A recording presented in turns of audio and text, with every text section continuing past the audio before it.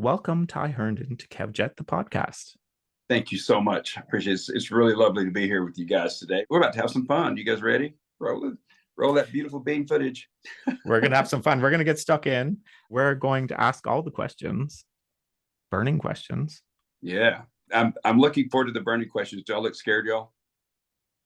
You look really scared. No one's been scared of me. Although I've made a few people cry. Well, you will accomplish that. If we start talking about wellness, you will absolutely make me cry. So there you go. I'll just be upfront about that. Star Search. Wow. Yeah. It's so interesting that you just asked that because we were just talking about this yesterday. Actually, with my husband and a good friend, because they were like, okay, you did Star Search? I said, yes, I did. So I was on the very first season of Star Search, show 101. And I won show 101. I lost show 102. Ended up coming because then enter Sam Harris, the Wonder Boy. And we were great friends today. Tony Award winning Sam Harris, and he won 25 shows. I actually ended up coming back, winning the semifinals, and going up against my friend Sam Harris in the finals. And of course, the king reigned with that. And it was very nice to come in a lovely second place to Mr. Harris. And it kind of started my career in television and in country music. Amazing. Did you find that experience a positive one? Yeah, I did. I'd never been on an airplane ever in my life. And I was, almost like I grew up in a small town in Alabama. So it was almost like the Beverly Hillbillies, to be honest with you, landed in town and knew nothing, man. I was so green, but I knew I could sing, and I was performing at a beautiful show in Nashville at a theme park. That's where they found me, and I was all of 19 years old, and I think I turned 20 during this show. It was an incredible experience, and I met some great people. I went on to do more television, and then nothing after that for a good almost 6 years. Did you find that difficult? I did. Going from you felt like, oh, this is it, and then it kind of stopped. It did. And I came back to Nashville, and I thought, wow, television's king today. But I don't think, I know for sure, they didn't know what to do with television in Nashville at that time. It was like, okay, so you're on TV. That's not going to sell records. That was the attitude. And my good friend Sawyer Brown, great country band, they also were on the same year with me, and they did get a record deal, and they did well, but they had already started that process before the TV show, and so I had not. So I ended up going to Texas. I went to my buddy, my best friend, who's in heaven now, said, you need to come out here and play some of these honky tonks. These guys are racking in the cash. And it was people like Trace Adkins and Little Texas, and the list goes on. Mark Chestnut, Tracy Byrd, all these incredible country artists that we were playing the same nightclubs. We were vying for, 1 and 2 weeks at a time, basically residencies at these places. And I did very well. I ended up winning Texas Entertainer of the Year. I think I'm one of 2 non-Texans to have won that. I don't think they've figured out I'm not from Texas yet, so we won't tell them. But I ended up getting a record deal with Sony just from a chance of winning Texas Entertainer of the Year. And I went to Nashville, and they flew me back to Nashville. They didn't really know I'd spent all this time in Nashville. They heard me say I was from Alabama. I am from Alabama. But I did a live audition, just like the judge, for 4 people at a conference table. Here's the problem. When they saw me performing in Texas, I had a 10-gallon hat on, and I was playing acoustic guitar, not plugged in, because I don't really play guitar. I play keyboard. And so I walked in the conference room. They're like, where's your hat? Where's your guitar? Who's going to play for you? And I said, well, nobody told me I would be singing today. I just thought this was a meeting. He said, no, this is an audition. And I said, okay. I said, what do you want to hear? And they're like, who's going to play for you? I said, listen, I grew up in the most Pentecostal of Pentecostal churches. I can sing without music. No big deal. And so they said, well, knock yourself out. So I went into How Great Thou Art, which I still do in my shows today. And then I did just a country song. I think I did Jack Green's There Goes My Everything. which I had done on the Opry before. They had no idea I'd even been on the Opry before. I've been on Opry 6 times by the time I got the Grand Ole Opry, by the time I got this record deal. So I sang for them. They said, thank you. And I said, okay, nice to meet you guys. And I left. I was all the way out to my truck when this beautiful lady, Margie Hunt, goes, where are you going? Come back in. And I said, well, for what? She said, well, we're going to offer you a recording contract. I said, oh, amazing. So I went back in and they said, we're going to let you record one song. And if it does well, we'll do the whole album. And so I started working with Doug Johnson, great producer. And the song was like gangbuster. It was the most added song at country radio. It won CMA Song of the Year, CSAC Song of the Year. My dreams were coming true. Just amazing, and I did get to do the whole album. Wow. And it was amazing. I was very addicted at that point. In Texas, I picked up a heavy addiction to methamphetamines. I recorded my first song that way. I could always pull back enough that God gave me this gift, Sure. that it would always shine. And through years of addiction, the gift always shined. I was able to work as my soul died, which we'll get into. There's so much wellness in these pages, Wow. which I'm so happy to report. So I ended up, on the pages of People magazine in a bad way. It's so interesting because people have chronicled my life pretty much. We're going to get into that, actually. It's quite interesting. Yeah, I was just there 3 days ago, Wow. with Jacob Deluxe, and they've chronicled it all. They've been really good friends to me, even in the bad times. Of course. The way that I always say, up with people, there's hope. And when you have, I always like to say, it's whether you're spiritual, whether you're godly, whatever you believe in, there's a source that runs through you. I always felt it was on the back of my head that always kept me propelling forward somehow. In the darkest of dark, there was always a light. And I love that I get to tell my story today, that I'm alive, number one, to tell this incredible story of survival, of wellness, of self-help, of treatment, of wellness, of trauma, all the things that are pretty much designed very easily to take us down in this life. And to know and to be an ambassador for wellness at this point, and have a foundation that helps people come out of that darkness, is the greatest thing I could ever have accomplished in my life. I jumped all the way to the end, but we'll back up and we talk about some more things. Of course. So I was just going to move into, tell me about the Tennessee River Boys. Well, I'm really going back. You are. The Tennessee River Boys was my third show at this theme park. We started out in a show called Today's Country Roads. Second show, excuse me. No, third. I did a gospel quartet there as well.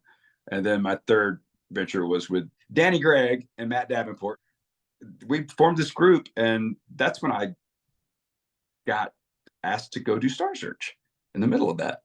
And they didn't want the group. They just wanted me, which was kind of weird.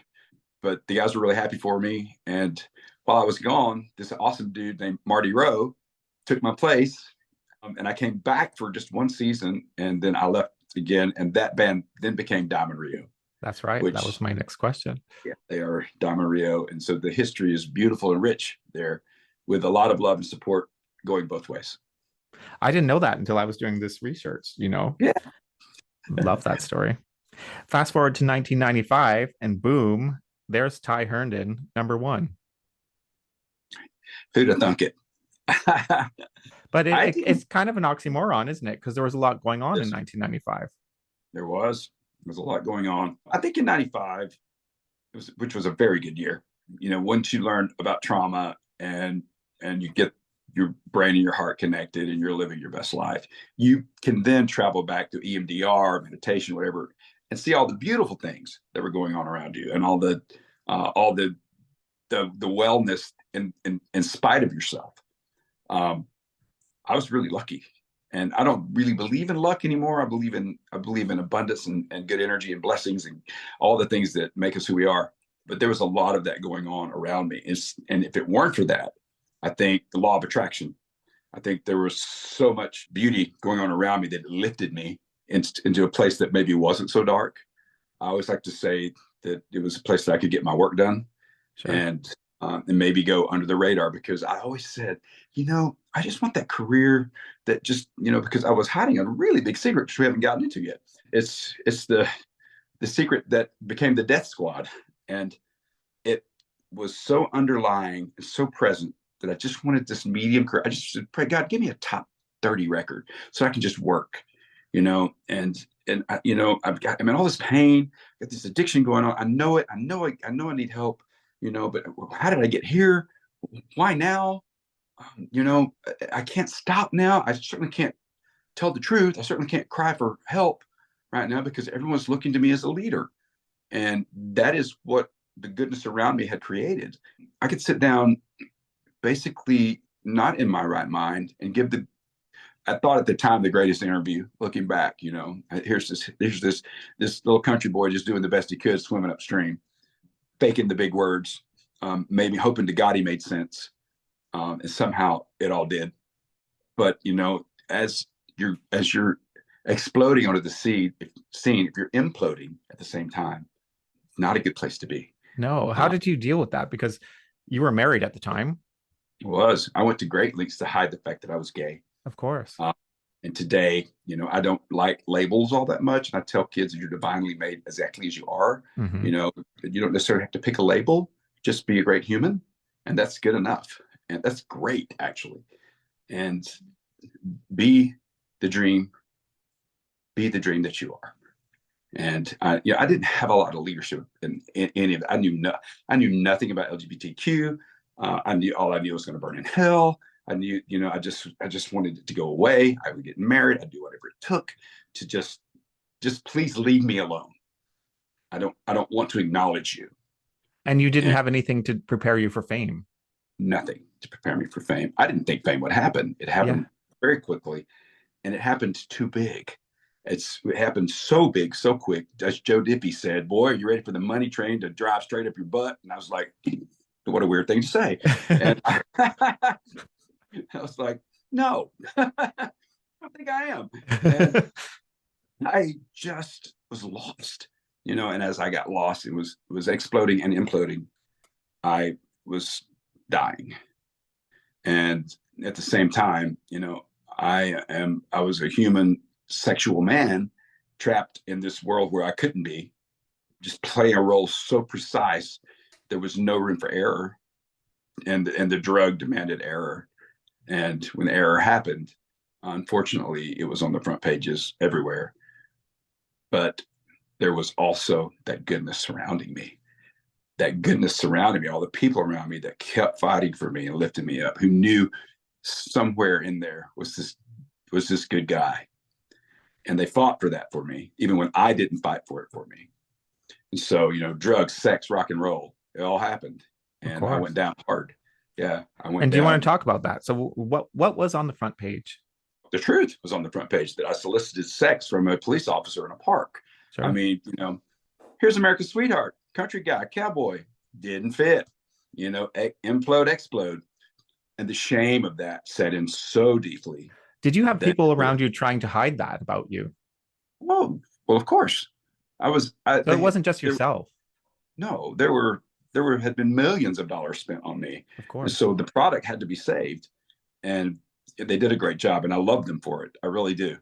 I wouldn't have the career I had. I went on to have, 4 more #1 records and to sell millions of albums, because something was so smoothly brushed under the carpet.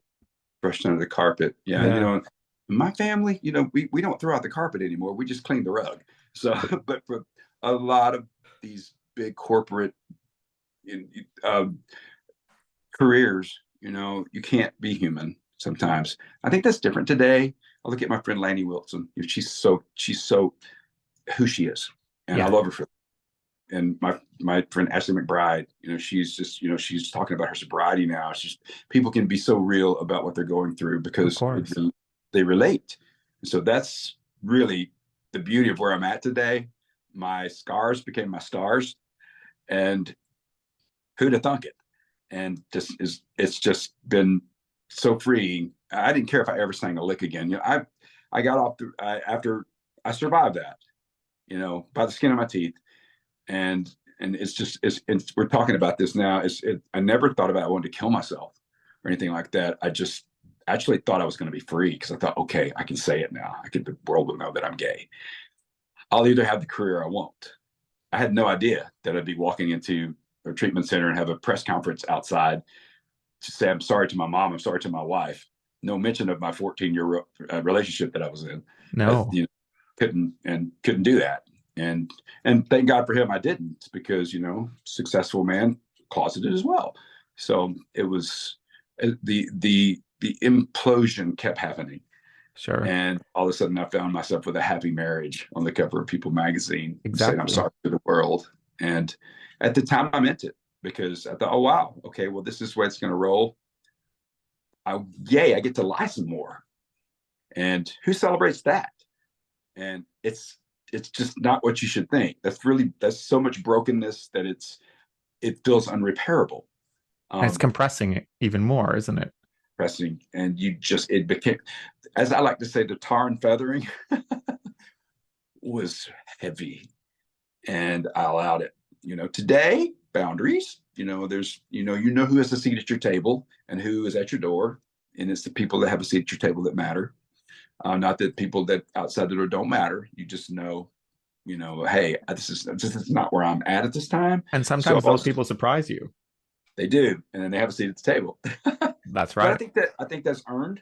I think with any friendship and relationship and marriage and mother, father, sister, brother, those relationships are earned, and they're built on integrity and truth, no matter how hard it is. And that's what I want in my life. I want people that will tell me the truth. And because sometimes I've done a lot of working well. Sometimes I'm guilty. I think I know it all. I don't. And my own husband will be the first to say, "Hey, you need to just and listen." And I guess the old Indian woman in me don't like to listen. So, but I've learned to be still. As you guys can tell, I'm like my mom, I'm a chatterbox, but I have learned to be still. And in that stillness, I always find what I need. And that's a beautiful, beautiful thing. Learning to meditate, and just learning to, if you pray, you pray. Sometimes it's just a matter of giving yourself a moment just to sit down, to see where you are. Yes. And then to see who's at your table. And is it serving you, or is it not serving you? And I'm a firm believer, if it's not serving you, it's okay to say not at this time. And I don't use the word no a lot. It's just not at this time, maybe another time. And that's keeping a positive affirmation going.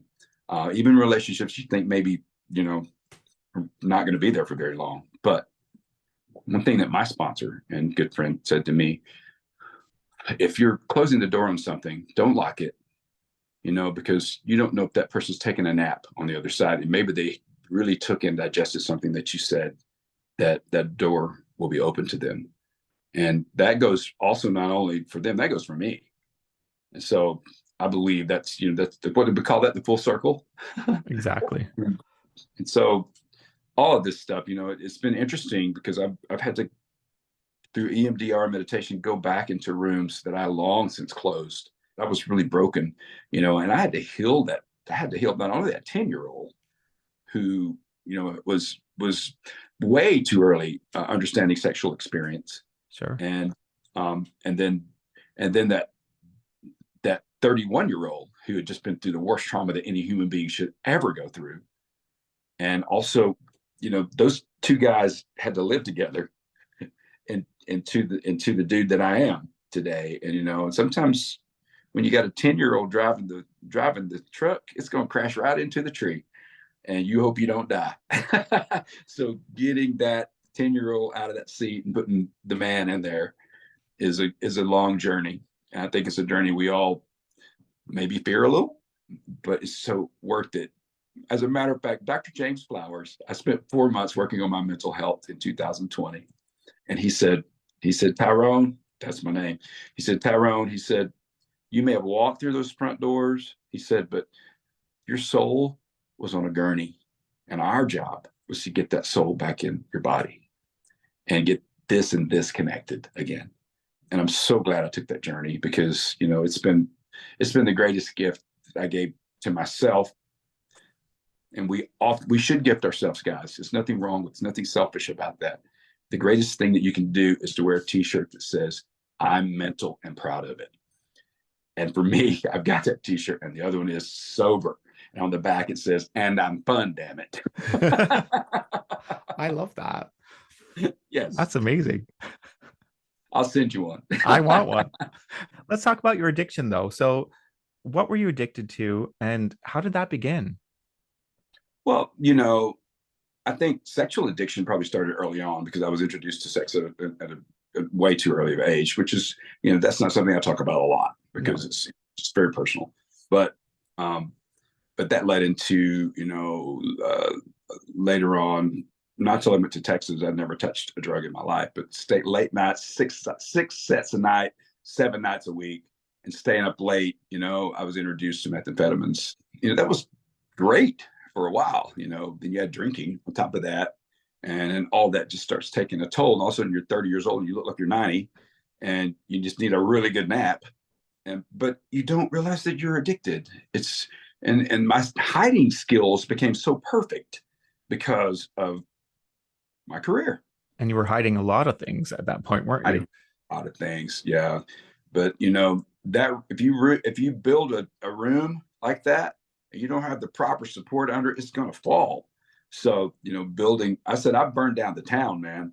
But here's the great thing about burning down a town: don't you ever haul off the ashes, because those ashes are the greatest support you'll ever have. Build your house on top of it, because those are the lessons. Those are the things that are going to help you survive. Those are the rooms you go back to. And I've heard you say you're rebuilding your town, and I love that. Yes. Yeah, it's got a bar in it. It's got a jail in it. We don't have any drug dealers, but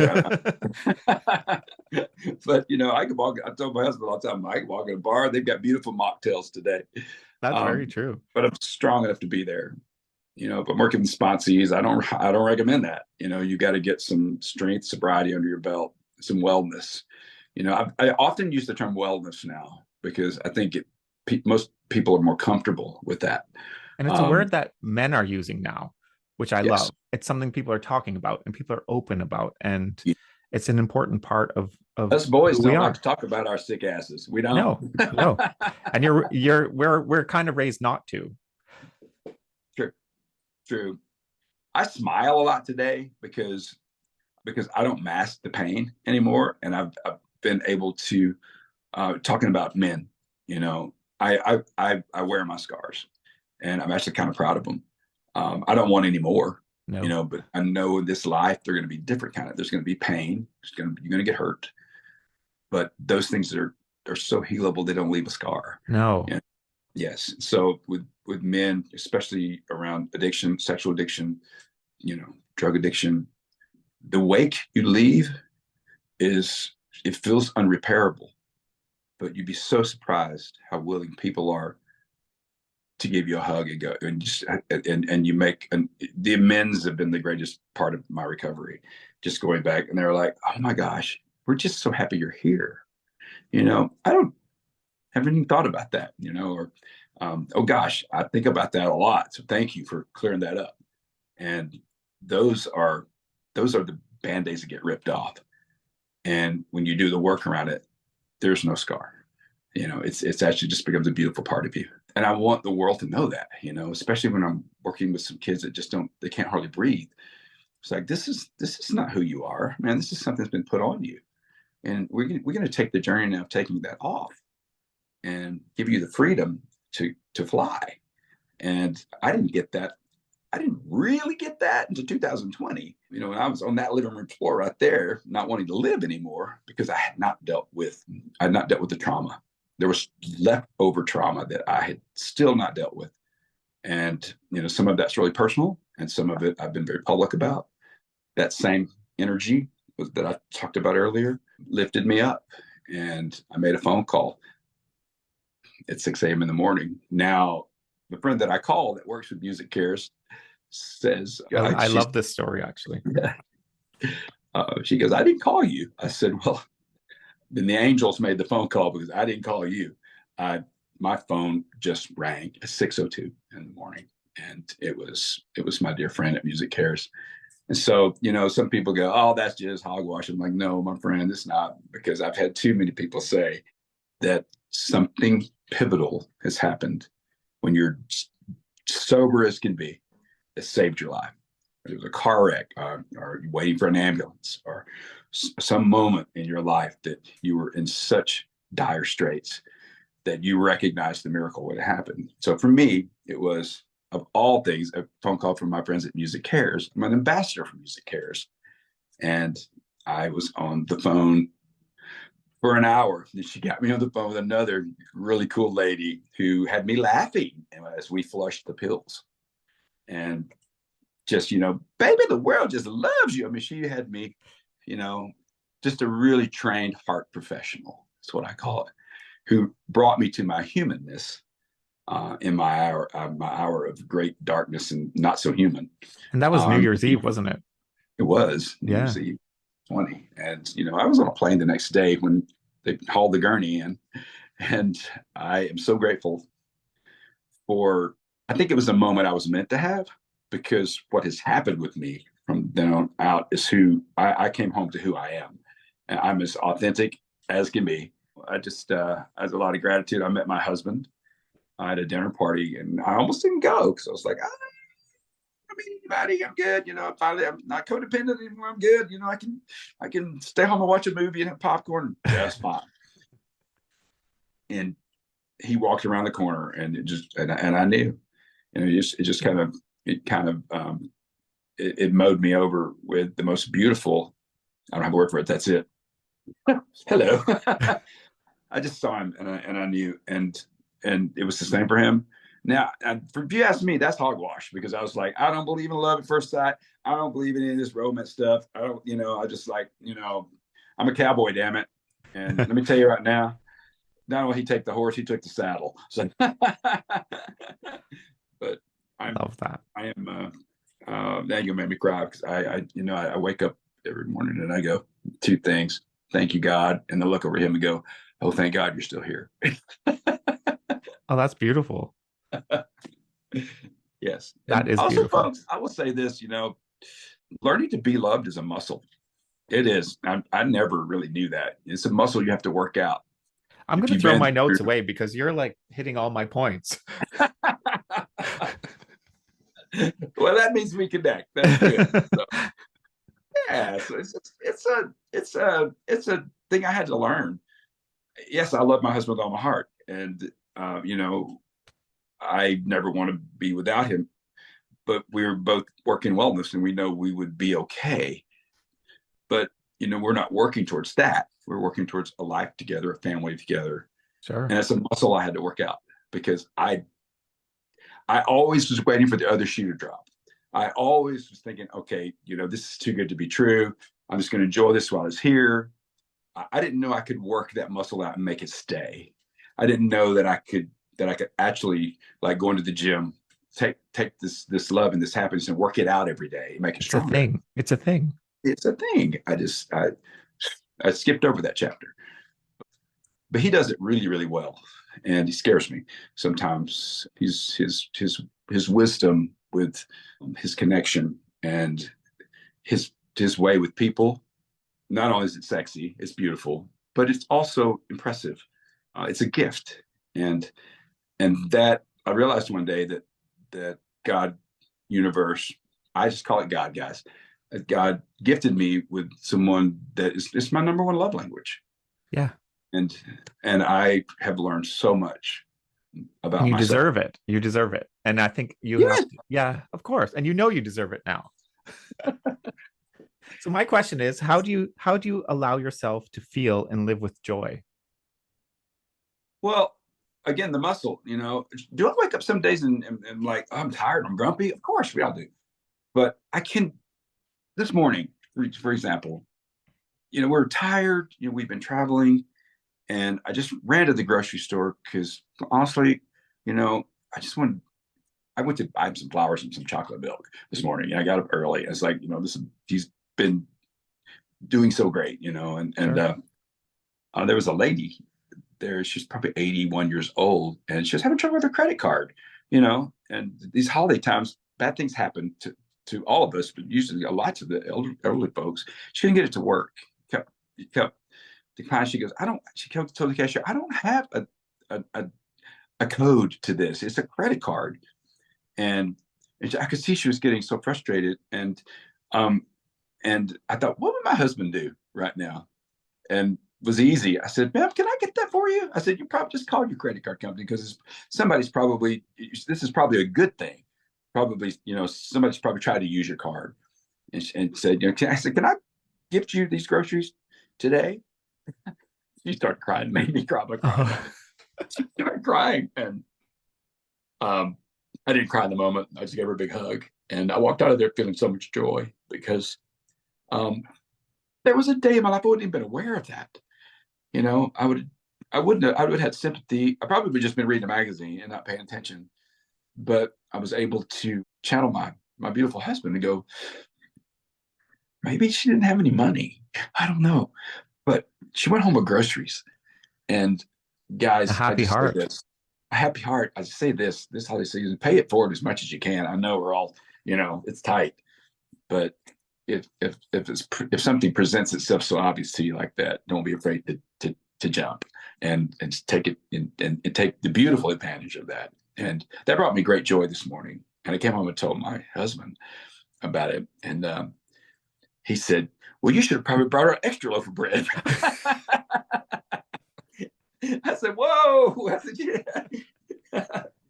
But to answer your question, I don't know, man. I just, you know, I think paying it forward for me and get to talk to a kid and see the light come on when he kind of understands the trauma of what has happened, or that brings great joy. And this guy wants to have kids. I'm like, I'm going to be Elton John. Great joy. Who knows? You know, every day is an adventure. And that's right. Yes. And I try to see that trauma is not something that we ever heal from. It's not. We get the opportunity to understand it, have the tools to put it in its place, and leave it there. And then accept the goodness that's coming your way. And that is the greatest thing that's happened to me in this whole journey. That's beautiful. For sure. Yeah. I'm kind of all over the place because you're hitting all my points and my notes are just useless at this point, which I'll do that to you. I love that. But let's go back to 2014 and tell me what that year represents to you. Wow. 2014. Wow, 2014 coming out was not as terrifying as I thought it would be, because I could no longer live in my blood and bones. This house could no longer house that. It reached that point. Just done. I didn't give a flying, anymore. It was like, there's no filter. There's no filter on my podcast. Yeah, and give a like my mom will make me put a quarter in the cuss jar, but didn't give a fuck. Exactly. I was like, look, if you're gonna love me, just love me. Don't just love me anyway. And I just wrote that song. It's on Jacob Deluxe. I've been holding on to that idea for a long time. I think that song was already written. I think it was just I love that song. Yeah. Thank you. But that's what I felt like. I got so tired of hearing people say, whether you're overweight, whether you got trauma going on, whether you're gay, you're lesbian, or you're trans. Well, you know what? I just choose to love you anyway. I think that the intention was good, but the intent was definitely good, but how it hits a person is not so good. It's like you're making an excuse to love me, and you just need to love me and see me for who I'm, a good person, and that song needed to be said and written, and we wrote it in an hour. It just came out that quickly. So when that happens, it was predestined. Yeah. Pre-recorded. Exactly. 2014 was probably such a pivotal and big moment in my life, because I got to stand up to the truth of who I am. And I've fought the labels for so long, the label, because it wasn't that I didn't want people to know I was gay. I just didn't want to be pigeonholed at that point. Okay, what am I going to be? I love Pride festivals, but that's going to be all I'm doing. Yeah. am I going to be the gay role model that, that that's all I talk about. That's all I am. That was my fear.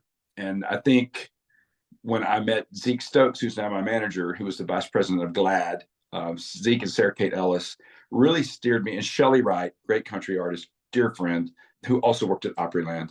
They all led me down a pretty clear path that, you're going to be a hero for 10 minutes in that world. And then, it is on to the next story. And they were right about that. And then you get to take that information and do something great with it, which we did. We started the Foundation for Love and Acceptance. The Concert for Love and Acceptance was first, and we turned 10 years old this June. Wow. We've got huge plans that we can't say right now, but that's why we'll talk again. All that gets announced. It gave me a purpose and a stage to do the wellness work that I didn't even know that I was going to be doing in the future. Our mission statement now not only helps LGBTQ families in education with scholarships and grants, but now we also work in detox and mental wellness.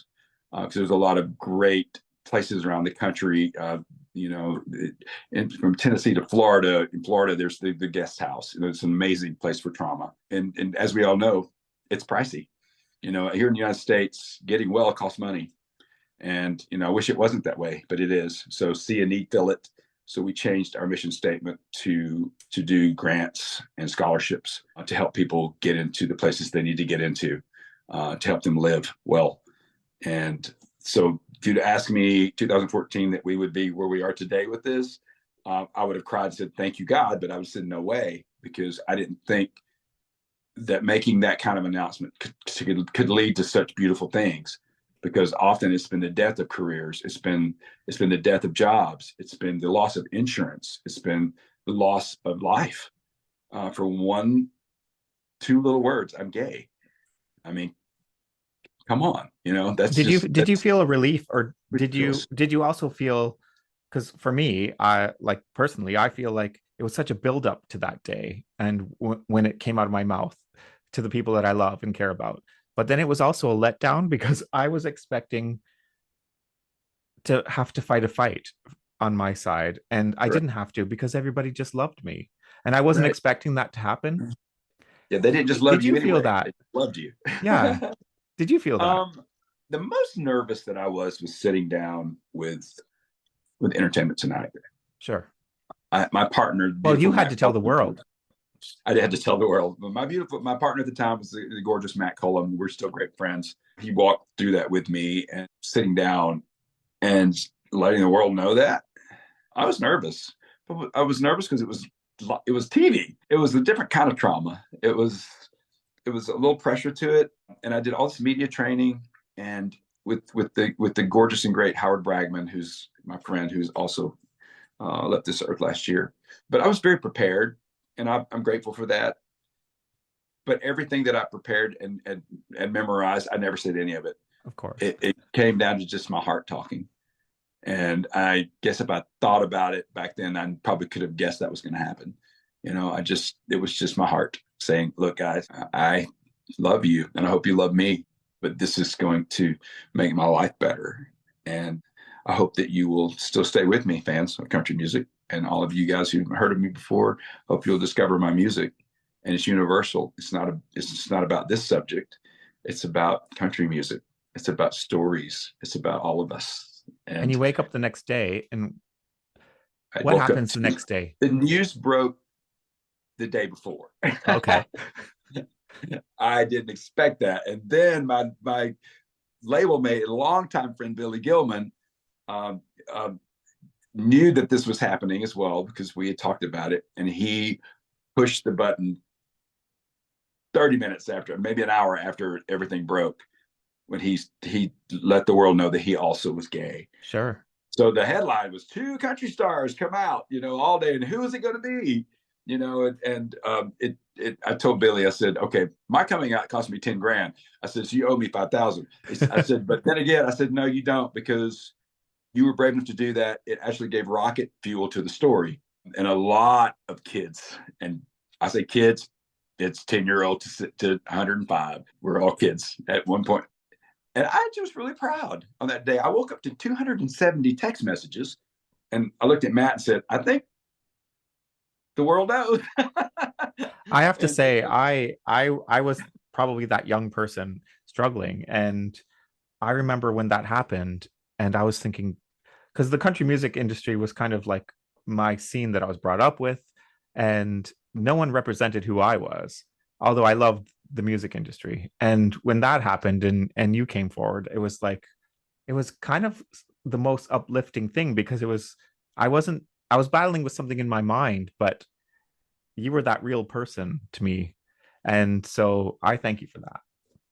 oh my gosh, received, received. That's beautiful. Thank you for saying that.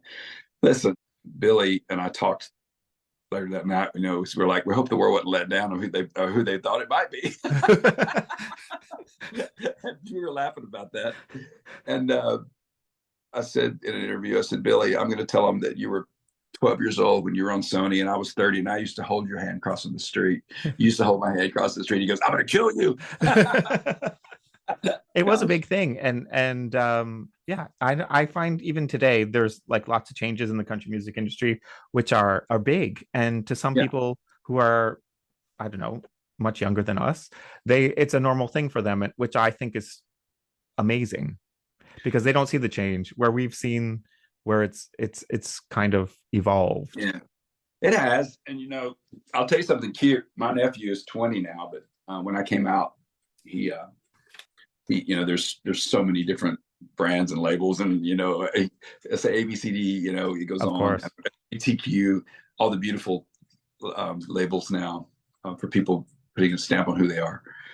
My nephew goes, Uncle Ty. He goes, you're just a plain old gay.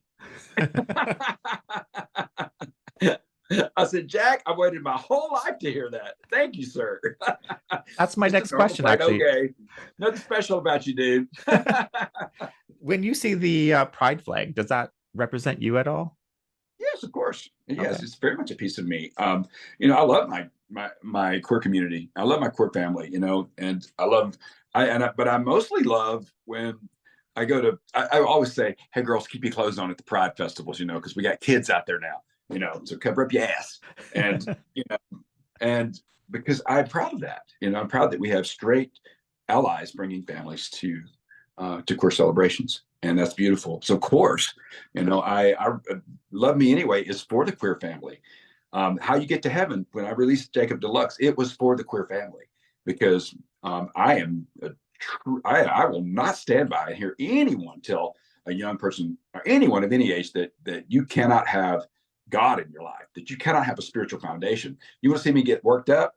You know, I become a Pentecostal preacher at that point, because that is not going to happen in my world. You know, I've gone up against some of my own family, and we hug it out, of course. But I said, you know what? Educate yourself before you stand there and want to say that to me, because you're going to embarrass yourself one day. And I said, I'm sorry if you're standing before God with me. You know, I mean, He's going to be hugging me, not you, in this moment. And you know, we laugh it off, and we just go, look, it's about love. It's about understanding that your words have a lot of weight to them. Grown-ups out there, your words have a lot of weight. Don't use them as weapons. Never use God as a weapon, because you know you're going to destroy a kid doing that. And we're not here on this earth to do that. We're here to teach, love, and most of all, to move those young people forward into successful and happy lives. We are not here to destroy. And No. you know, I stand by my word on everything. I love Matthew Vines. We just met for the first time. God and the Gay Christian was pivotal in my life, almost more than coming out, because it gave me words to use that were positive affirmation against words that were hate. Sure. And you know, and in beautiful book like Karen Keeney. Right now, I'm reading this Scripture, Ethics, and the Possibility of Same-Sex Relationships. We have a responsibility to keep educating ourselves on every level. Back to grandma. If you don't learn something today, you're not living. And I love that. You know, we try in this family to move forward with educated minds and hearts, and love most of all, and be really careful with our presentation, so that we leave a room in better shape than we entered it. So that's my story. I'm sticking to it. And that's so important, and it's very deep, and it comes from a lot of trauma It does. and Yes. learning. It comes from putting it all in a trauma egg and understanding why you are where you are and what the heck you're going to do about it, and knowing that you got to leave it there because it's not yours. And a lot of trauma is inflicted upon us. And then later in life, we cause our own trauma, and it's okay to forgive yourself. And that's the main thing that I do most every day. I look in the mirror and say, Tyrone, I love you. You know, you're not going to do this perfect. You know, I love you and I forgive you. And that's so powerful for anyone, but especially for a man, just to own your stuff. You know, do your best to go out and repair the world. Definitely. With your scars that are your stars. That brings us to 2020. Yeah. So there was the pandemic, but you talked about the tornado at the time. Yes. Yes. Just blew it to the ground, you know, not even a toothpick left there. And in the wreckage was the most beauty I've seen in myself ever, because I was finally able to look at the wreckage. And it was chaos. It was trauma. It was tragedy, but it was all out there, and I could rebuild. Then I didn't. All the fear, all the discouragement, all the anger was all there, and you know, it was. I look at it now like the most beautiful thing I've ever seen, because it gave me something to build on, and it gave me another platform to be honest. Honesty is hard and it's painful because you don't want people to see how flawed you are. You're afraid of that, because for me, it was that 10-year-old going, you won't love me. You won't like me anymore. You're going to abandon me. And the other shoe's going to drop. I'm going to be by myself. And it took me a long time to be okay by myself. And would be able to trace that back to the craziest things that happen when you're a kid that wouldn't be a big deal to anyone, really. But how impressionable you are with what you don't have and what you're not protected from, how you can carry that through your life. I found out in that tornado. I found out what was in the rubble. Sometimes you got to tear something all the way down before you can build it back. The rehab, the restoration and restore of yourself will be the greatest journey you ever take. It will be the fucking hardest journey you'll ever take. 2 cuss jars, Mom. Sorry. She's making money tonight. I am, and I just saw balloons. I just saw balloons as well.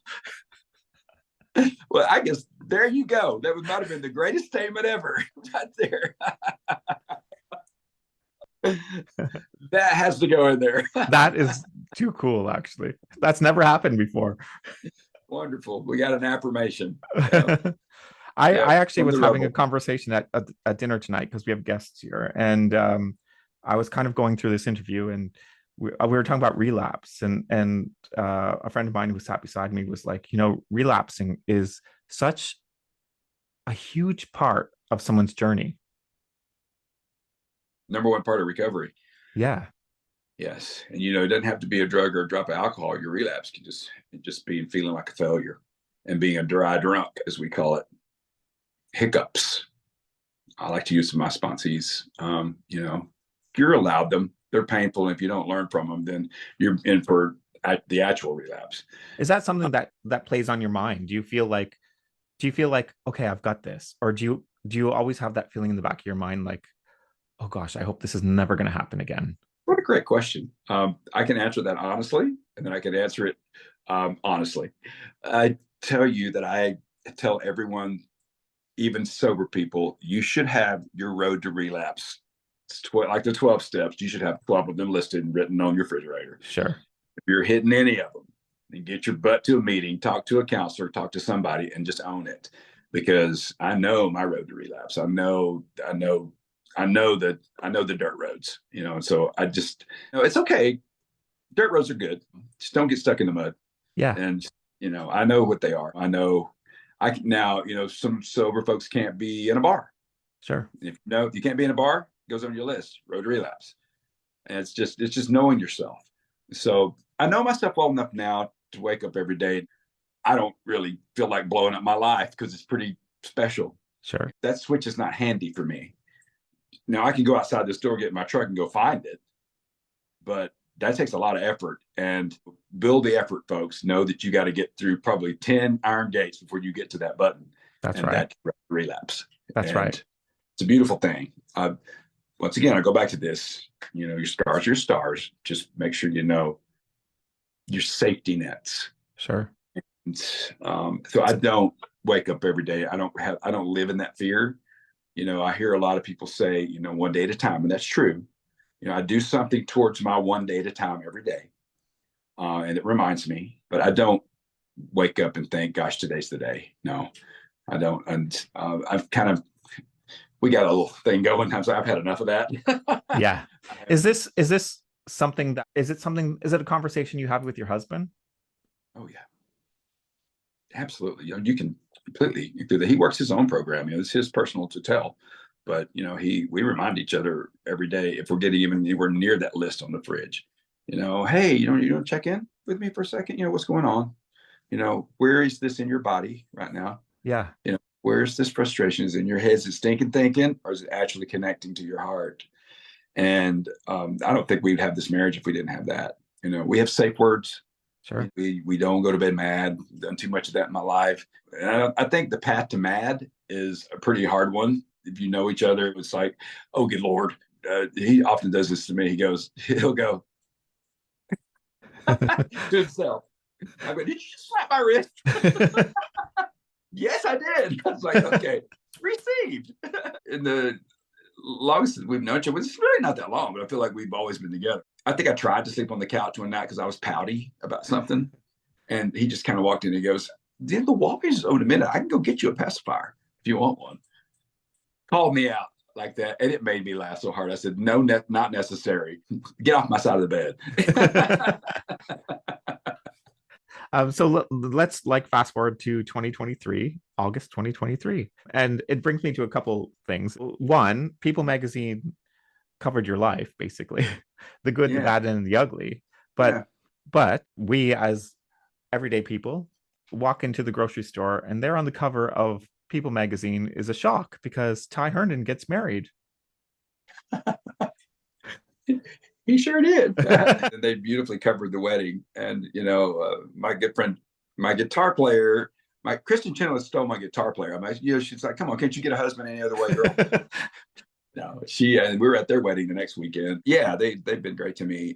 It's kind of weird to think about, it's like, wow, one of the oldest magazines and one of the most read magazines in the world that, we've graced the pages 10 times, I think it's a little more than that, but I don't know. I just, my good friend Carl in Alabama, he calls me 2 mornings ago. He goes, well, there you are in People again. What'd you do? I said, I didn't do anything. What are you talking about? It better be good news. Yeah. What's it going to be? But they've covered the good, the bad, the ugly. So they're a big part of your story as well, it's been amazing because people reading that can relate to that. Well, the 3 shows I watched, they've been really good to me. Even the good, bad, and the ugly have been Entertainment Tonight, Inside Edition, my buddy Deborah Norrell, and of course People. We used to say we get all our worldly events from Inside Edition. I would like to know what advice you'd give to your 5-year-old self. Number one, you don't have a driver's license, so get out of the driver's seat. What I would say to my 5-year-old self would be, it's going to be okay. You're going to have some pretty rough roads, but you're going to have some goodness around you, people around you that are going to carry you when you can't walk, and you're going to be okay. And then I, probably 5 years old, I was hiding up in a treehouse that my dad made. Then I'd probably crawl up there and give him a hug for sure, definitely. And I will tell you the truth. I kind of do that already, every now and then. I love that. What advice would you give your 75-year-old self? Why did we have 4 kids? One would have probably been good. No, gosh, man. I said I was talking to my friend Paul Smith. He's really in genetics. He goes, it's a possibility, that you may, with the way things are going to take care of yourself, that you could have to be 100. And I said, well, everything still be working? He said, well, of course. Okay. My 75-year-old self, I feel like I probably say, hey, you're in the prime of your life, man. I remember Bonnie Raitt saying, that her 60s and 70s, and she's in her 70s now, were the best ever.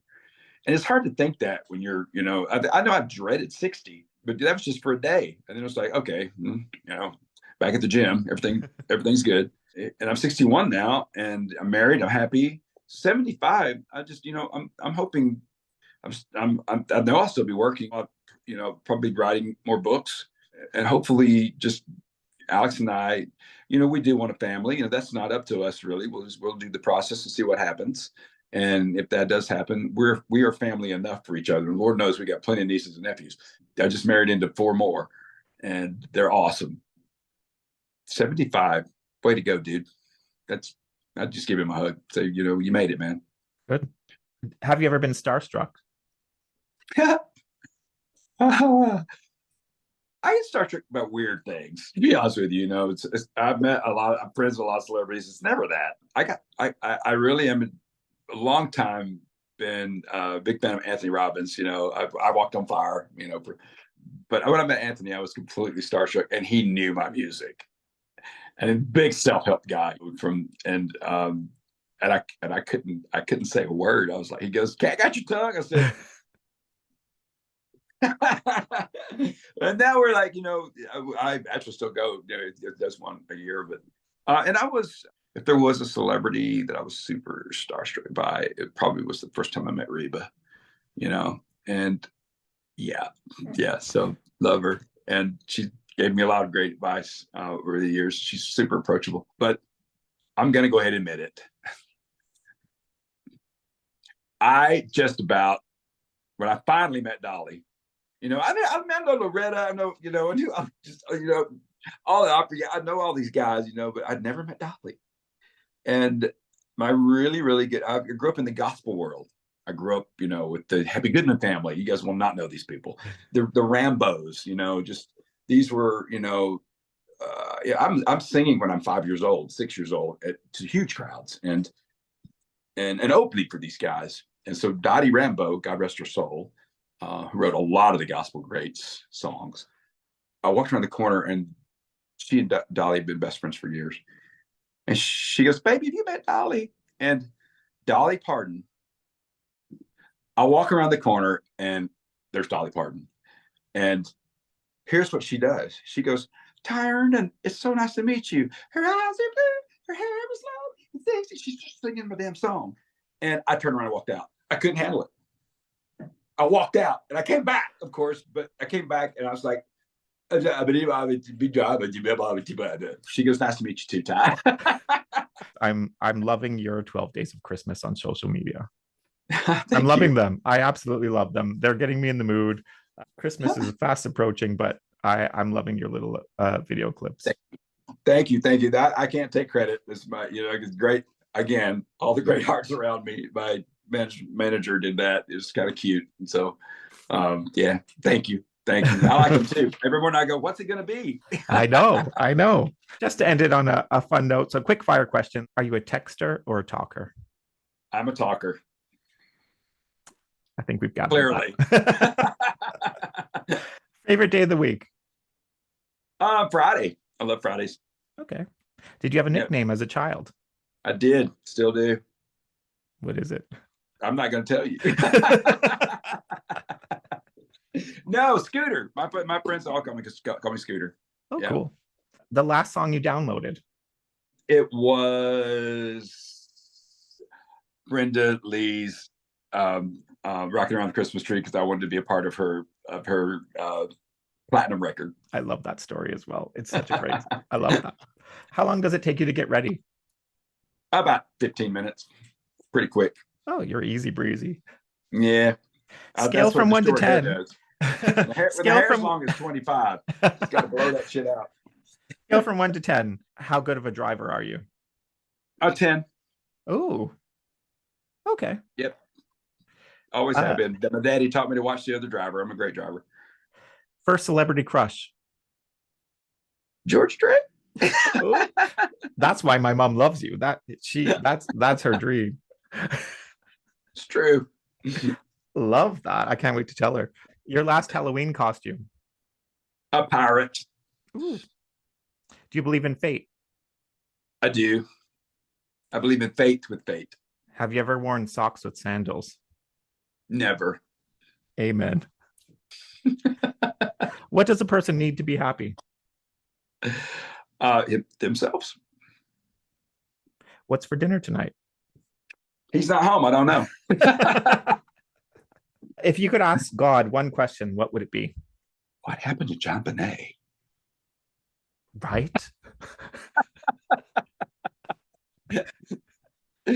I'm connected. I kind of know. I don't know. Like, Right. I know. I started to say who shot JR, but they figured it out already.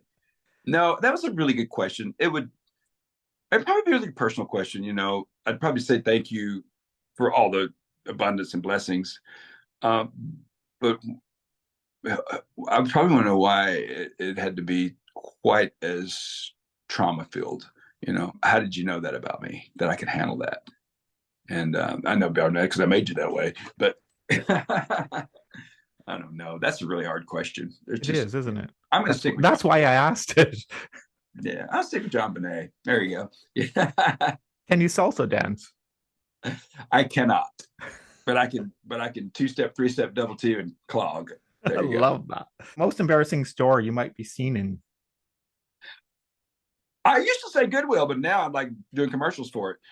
Goodwill's amazing. Well, we've dealt with that sexual addiction, so we can't talk or so.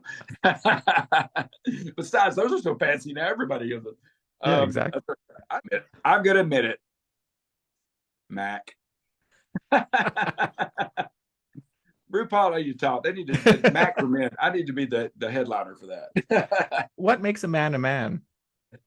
Confidence, integrity, big time. Love that. What scares you? Cancer. Lost too many people to it, and you know, cancer sucks. Just lost a good family member and a good friend. So, sunrise or sunset? Always been sunset. A kiss in the sunset. That is my love language right there. Love yeah, that. But you know, a kiss ain't just a kiss. You got to know how to. That's the first thing I said to my husband. I said two things. I said, "Is it okay if we pray together?" And before he got out of my mouth, he said, "Father God, I just want to thank you for this." I was like, "Okay, you'll do it." I was like, "And are you a good kisser?" And he said, "Well, this is our second date, so maybe on the third you'll find out." I was like, "Well, all right, Miss Prissy Pants, we'll see about that." All right, cowboy. And now there's a wedding ring. And now there's a wedding ring. By the way, he's an incredible kisser. So amazing. Yeah. Last question. Describe yourself in 3 words. Sober, well, and happy. Love it.